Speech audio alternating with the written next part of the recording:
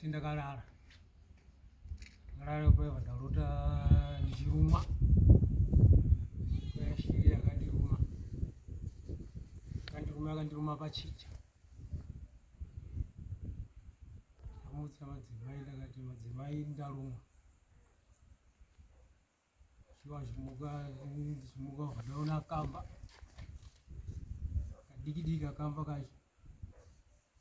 Saka ndikamuka ndakabata kakamba kaiva ndatora dhishi vandakavhara pamunhu. Kamba makaiona iri pari? Ndaitorumba mufuro kadiki.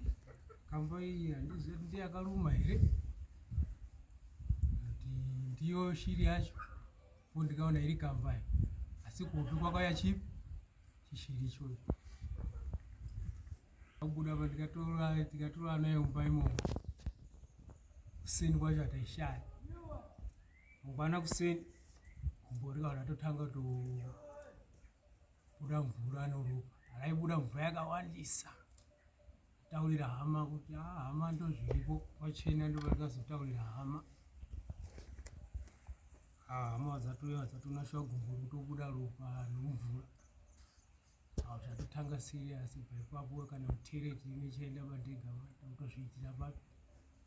Watanga kufamba neni. Wakafamba shuwa. Ndaenda kwese kuchipatara tichiendawo kun'anga.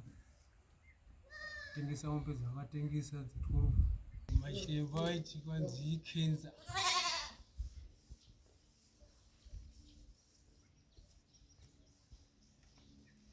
Vakazokubatsirai here pakensa iyoyo kana kuti hazvina chakabatsira? Kenza iyo vaingondipa mapiritsi nemushonga.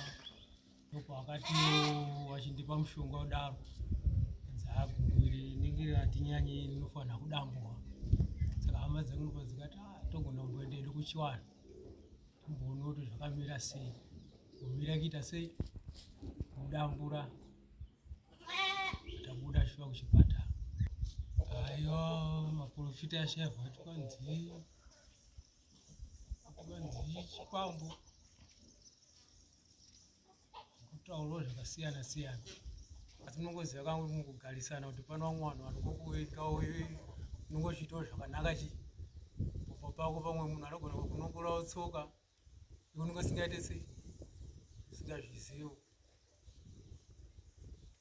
Ngazviwanika izvozvo mukurarama. Shuwa atorimo vamwe shuwa vanongoita zvipi izvozvo kuti mararamiro andinenge ndichiita inini ndichitarama zvakanaka upambo pangu. Saka vanenge vasingatofarire zvipi izvozvo. Mararamiro arikuita mukomana isisi pedu haazotikumbira kana sauti kana kuchikoro ari kungozviitira zvinhu zvake pamba pake. Saka munongoziva kuti muhengekeka anongouya achiita sei. Hazvizozivikanwi kuti zviri kufamba sei zvinhu zvacho. Chingadaro chii baba sematamurura muri kuita nokuti kurarama kwakanaka kunosiyana siyana. Chii chaicho chamuri nacho pamba imi chokuti vanhu vanganzwe godo nekuda kwokurarama kwedu? Shuwa upfumi hwenge huripo. Mombe ndinadzo kuti vamwe vanhu vanenge vasina kana mombe. Asi kupera kwadzaita ikoko kwakutofara. Maive nemombe ngani imi baba?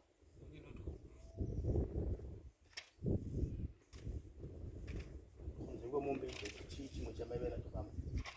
Mbudzi. Vana vairi vari kuenda kuchikoro vari grade 3 macho asati akaenda kuchikoro. Dziriro kudzira handina pasi ambuya vari kutishandira pano vari kuti aiwa mhepo dzese ndadzidzika. Unodzoka kochigarako pamusha uchasanga nemupafuti dambudziko ripi iroro. Saka ndo zvanda kutotembawo zvinhu. Wozoenda kutofunga utotama utobva munzvimbo iyi. Iwe ndikonostendiwo ndobva ukupi toenda kwandinoenda. Kozi gumbo rakandiwadza iri kana nhasi ichi kutondiwadza. Pamakarumwa igumbo rerudyi? Rudyi, roraiti.